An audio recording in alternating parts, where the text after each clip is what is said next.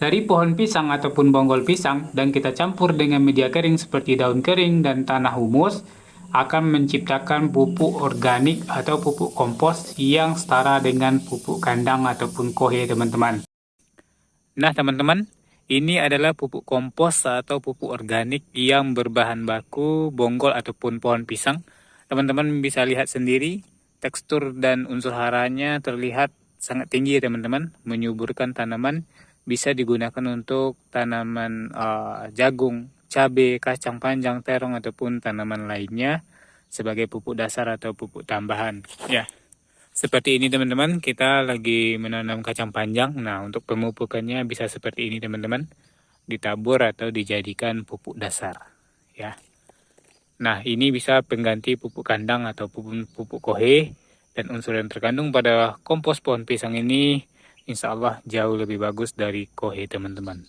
Gimana cara membuatnya? Di sini udah akan bahas.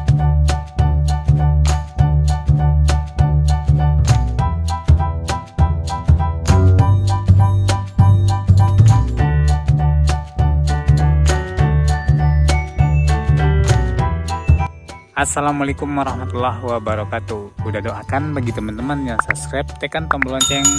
Semoga selalu dilancarkan rezekinya. Amin. Ya Rabbal Alamin. Jadi pada hari ini, nih teman-teman bisa lihat sendiri, banyak sekali pohon pisang ataupun bonggol pisang yang akan kita gunakan sebagai bahan baku pupuk kompos. Jadi pohon pisang yang udah gunakan, pohon pisang yang sudah tidak terpakai lagi, atau habis dipanen buahnya, atau pohon pisang yang akan kita buang ya satu persatu karena terlalu rimbun. Jadi di sini udah bagikan gimana cara membuat pupuk kompos dari pohon pisang dan manfaatnya apa saja. Oke teman-teman, ini adalah stok ya pupuknya dan sudah kita gunakan untuk berbagai jenis tanaman, mulai dari tanaman cabai, tanaman terong, dan tanaman hijau lainnya. Jadi bahan bakunya sebenarnya dua saja ya teman-teman. Kebetulan ini sudah mau habis. Bahan bakunya yaitu pohon pisang dan media kering. Jadi media kering yang kita gunakan bisa dari tanah humus ataupun pupuk kompos, pupuk kandang yang sudah kering, atau daun-daun yang sudah kering, atau abu sisa pembakaran. Jadi media kering ini gunanya sebagai pelengkap unsur hara yang terkandung pada pohon pisang. Jadi unsur hara yang terkandung pada pohon pisang itu sama halnya dengan unsur hara NPK. Nah, kita tambah dengan media kering seperti kompos, kohe, ataupun dedaunan atau arang sekam. Ini akan melengkapkan teman-teman. Jadi tentunya pupuk ini sangat subur ya. Dan juga mengurangi kadar air pada bonggol pisang. Nah, lanjut teman-teman, kita sebelum melakukan proses pencampuran, haluskan ataupun cacah terlebih dahulu pohon ataupun bonggol pisang ini. Teman-teman bisa menggunakan pohon pisang jenis apa saja, yang penting pohon pisangnya sehat, tidak terserang penyakit seperti penyakit layu fusarium. Guna untuk pencacahan ataupun menghaluskan pohon pisang ini agar nanti mempercepat pengomposan ataupun fermentasi teman-teman. Nah, setelah kita melakukan pencacahan, kita lanjut pengadukan, yaitu media kering dengan media pohon pisang. Media kering bebas teman-teman gunakan, boleh beragam, campuran dari sisa daun kering ataupun arang sekam ataupun media kering dari kompos ataupun kohe teman-teman.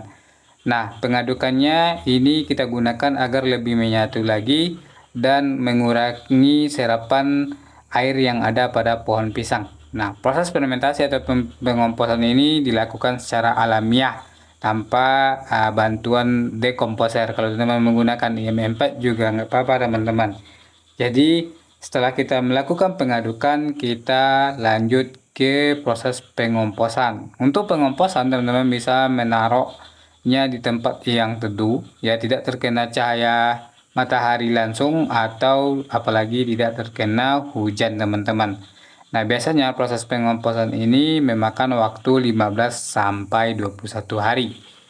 Pupuk kompos pohon pisang ini bisa pengganti kompos dari kohe teman-teman. Unsur yang terkandung pada kompos pohon pisang ini hampir sama dengan kohe, yaitu NPK yang cukup tinggi.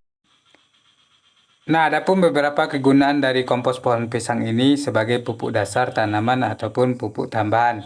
Nah, ini adalah pupuk organik yang sangat bermanfaat teman-teman. Ini digunakan untuk tanaman cabai yang sudah pernah lakukan, dan juga untuk pemberian pupuk kompos pohon pisang ini untuk tanaman jagung ataupun tanaman-tanaman hijau lainnya. Ya. Nah teman-teman, udah juga sering menggunakan kompos pohon pisang ini sebagai pengganti kohe, pupuk dasar dalam pengolahan lahan sebelum kita menanam. Kompos pohon pisang ini sangat mudah terurai ya teman-teman, sehingga membantu menyuburkan tanah atau menggemburkan tanah. Kalau unsur yang terkandung dari kompos pohon pisang itu sendiri ya, pohon pisang ini mengandung unsur N, P, dan K, namun yang tinggi itu kalium ya teman-teman. Nah, untuk melengkapi nitrogen ataupun fosfat, kita menggunakan media kering dari serasa daun kering, buah ataupun arang sekam, atau kompos kohe yang sudah kering. Jadi sudah kompleks ya teman-teman. Nah, tanaman yang pernah lakukan yaitu pemberian pupuk kompos pohon pisang terhadap tanaman kacang, tanaman cabai, tanaman terong, ataupun tanaman-tanaman hijau lainnya seperti jagung juga teman-teman. Kalau teman-teman menanyakan sudah uji labor atau sudah terbukti, nah di sini udah memang masih menggunakan atau menerapkan ini secara ilmiah ya. Belum ada laboratoriumnya, tapi alhamdulillah sudah ada buktinya teman-teman ya, karena ini adalah organik, jadi insya Allah tidak ada overdosisnya ya. Semoga membantu mengurangi biaya produksi, biaya pengeluaran dalam pemberian pupuk, dan biaya operasional. Ini juga membantu menyuburkan tanaman. Mudah-mudahan ini bermanfaat teman-teman.